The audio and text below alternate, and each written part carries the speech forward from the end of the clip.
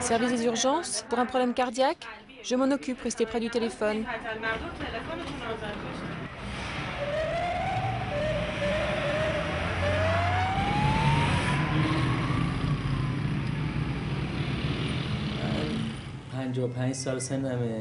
J'ai 55 ans, j'ai travaillé pendant plus de 30 ans, sans compter les 2 années de service militaire. Maintenant, ça fait 4 ans que je suis à la retraite. J'ai un diplôme de secourisme et d'infirmier urgentiste. C'est ici que j'ai travaillé pendant 30 ans. On était jeunes et on a travaillé ensemble pendant 30 ans. Maintenant, Dieu merci, Mais tu travailles toujours, toi? je n'arrête pas, je suis bien obligé.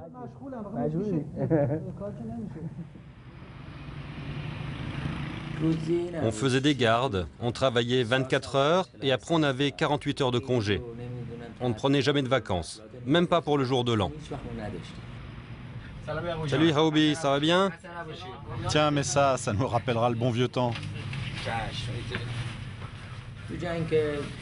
Pendant la guerre contre l'Irak, on était au front. On ramassait les blessés et on essayait de leur sauver la vie. Les blessés étaient ramenés à Téhéran par avion et nous, on les dispatchait dans les différents hôpitaux. On commençait tous les jours à 8 heures jusqu'au lendemain. Et tout ça, en plus bien sûr du travail habituel. Je me rappelle, on était allé faire une visite chez une dame qui avait de la tension. Mais on ne pouvait même pas l'examiner, elle tenait son tchador comme ça. Elle ne nous laissait pas l'examiner, elle ne nous laissait même pas lui parler. C'était pas évident pour nous de faire notre travail. Mon fils aîné a 28 ans, le plus jeune a 20 ans. Il vient de terminer son service militaire. Ma fille, elle est mariée, elle a un ravissant petit garçon de 2 mois. Moi, je ne me rappelle pas bien de l'enfance de mes enfants. Je n'étais pas très souvent là quand ils étaient petits. Maintenant qu'ils sont grands, ils ont quitté la maison depuis longtemps.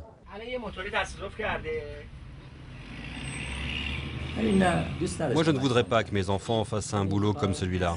C'est trop épuisant, trop dur. En Iran, vous êtes obligé de vous tuer au travail. Dans d'autres pays, vous faites votre boulot et après, vous touchez votre retraite. Mais en Iran, ça ne marche pas comme ça. Alors moi, j'ai fait mes 30 ans et aujourd'hui, je suis toujours là. Alors c'est vrai, j'aime toujours mon boulot. S'il y a un accident, une catastrophe, je ne peux pas m'empêcher d'aller soigner les gens, de sauver des vies.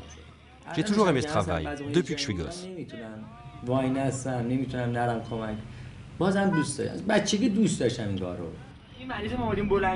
C'était un patient vraiment mal en point. J'ai vu son visage, il avait l'air si malade, si faible. Et en plus, il était très lourd. Les policiers sont venus, nous ont dit « C'est un clochard, il n'a pas d'argent, emmenez-le ». Alors, on l'a conduit à l'hôpital Sina. Et à l'hôpital, quand ils l'ont déshabillé, ils ont vu qu'il avait plein d'argent sur lui. Et il était riche. Par rapport à lui, nous, on était pauvres.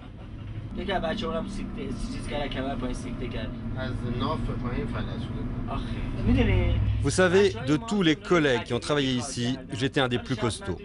Regardez tous les retraités qui ont fait ce boulot, ils sont presque tous malades ou épuisés. Ce travail, il est très très dur. Le travail est dur. Vous voyez, là c'est juste un hasard qu'on soit 4 ou 5. Alors vous imaginez comment ça se passe quand on est seulement à 2? Il y a plein de gens qui veulent qu'on les aide. Et en plus, on est obligé de faire très attention. Si on ne fait pas attention, ils nous volent du matériel. C'est vraiment pas facile. Ma retraite ne me suffit plus. Quand j'étais encore en activité, je gagnais plus. Mais le montant de ma retraite est bien inférieur à mon salaire d'avant. Ça fait moins de la moitié. Donc, je suis obligé de travailler parce que les enfants sont grands et qu'ils ont besoin de moi.